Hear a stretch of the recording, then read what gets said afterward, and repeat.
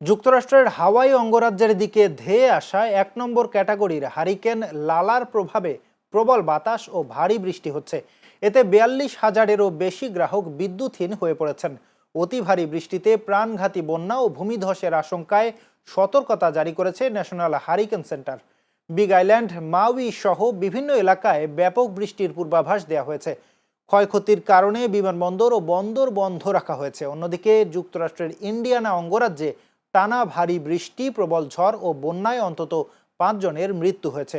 নদীর পানি বিপদসীমা অতিক্রম করে বিভিন্ন এলাকায় প্লাবিত হয়েছে এবং উদ্ধার কাজ চলছে। গভর্নর মাইক ব্রাউন ফেডারেল সহায়তার অনুরোধ জানিয়েছেন, বাসিন্দাদের বন্যার পানি থেকে দূরে থাকার এবং পানির মধ্যে গাড়ি না চালাতে সতর্ক করেছে কর্তৃপক্ষ।